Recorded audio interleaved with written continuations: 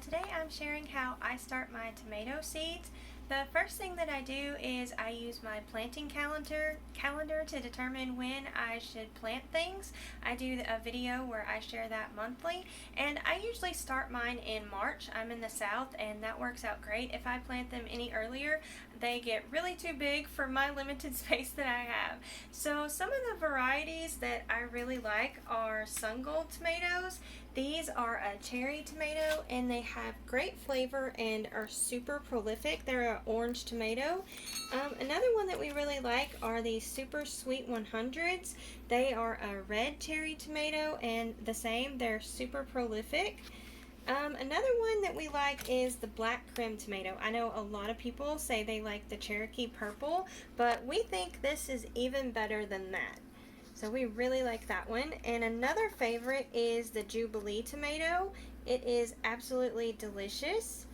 And another one that did really good for me a few years back is this Chef's Choice orange tomato. It did amazing. I could not believe how much it produced. And another one, this is a cherry tomato. This is a sun sugar, and it's like the sun gold, only it's sweeter, but I don't think it produces quite as much, but there's members of the family that really enjoy this one, so we still grow it.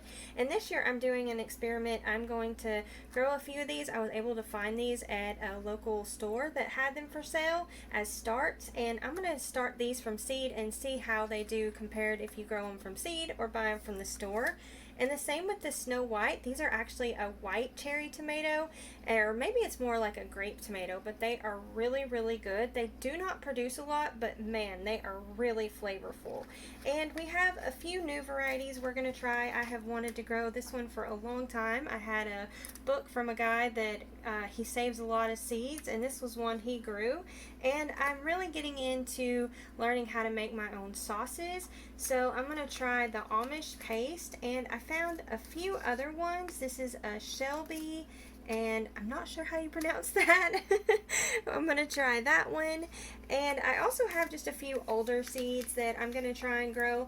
Now, whenever it comes to old seeds, last year I did a lot of experimenting, and I found that tomato seeds, that they last well past their expiration. I had seeds that were well over 10 years old and they produced amazing. I'm going to leave a link or a card, and last year you can see how I did it. I had so many plants. I was giving them away to people who had nurseries because I had so many, and all the neighbors, so we had a ton of plants. I was shocked. I had so many old seeds and I just knew they weren't going to do anything, and we literally had thousands of plants. It was really crazy. So we're going to turn you around and set the camera up, and I'll show you how I plant these. Okay, so whenever we're planting our tomatoes, or any plant actually, my favorite thing to do is to use plastic blinds for the label, and they are really awesome, and a pencil. This is something that I have found that will last for years out in the garden. So we're just going to start off with our sun gold tomatoes. We'll start right that, and these are super easy to tear like that. They are just amazing, and I was shocked that that was the trick to get labels to last in the yard. Okay, so what we're going to do here, last year I grew these, and for some reason this packet didn't have the best germination. I didn't have that problem with a lot of things. Of course, I save a lot of seeds and do that. But we're going to grow several of these. I'm going to actually plant that a little thicker than that. And this is how I plant my tomatoes. Actually, I plant quite a few things this way. I do like this mass planting. And with tomatoes, you just cover them up just a little bit. Got a little bit of something there. Okay, so cover them up just a little bit, and then you can water them. I actually don't have water there, but you understand. You'll water this, and if you don't want to water the top, you don't have to. You can put water in and pour it in here and fill it up. I like to fill it up to about probably right, I don't know if you can tell, but I like about like that much water, just a little bit of water, especially whenever we're starting out with soil that at least I do. My soil I keep in the shed over the winter, and it's dry, so it takes it a little bit, but I like to bottom water plants. I have found that they are a lot healthier, and I don't have as much of the mold and diseases and things like that if I do that. And also, if the the plants are really tiny that whenever you water them, if you don't have like a really gentle stream or something, it can kind of damage them, and then you no longer have the plant.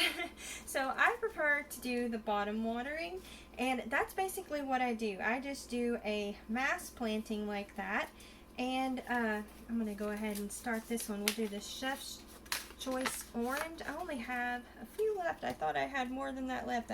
They actually had these at the store, and I probably should have picked one up because that would have been a cool one to do the experiment with too. But I just have just a couple. You can add soil or just push them down just a little bit. I don't know about y'all, but tomatoes to me are one of the easiest things to germinate. They are like little bundles of determination. If y'all get into gardening, I'm sure y'all have had tomatoes that have just sprung up as volunteers in the garden, and that is really fun.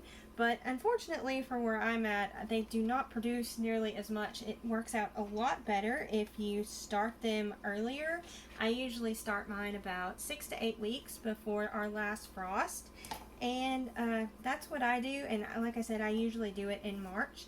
So that's what we do, and just water everything and keep it watered. And that's basically what I do until they get, I don't know, about yay big. Usually it's somewhere around a month, and then it's time to pot them up. I will probably do another video showing how I do that. But I hope this helps. Thank y'all so much for watching. Don't forget to like, comment, and subscribe. Y'all take care, and we'll see you next time. Bye!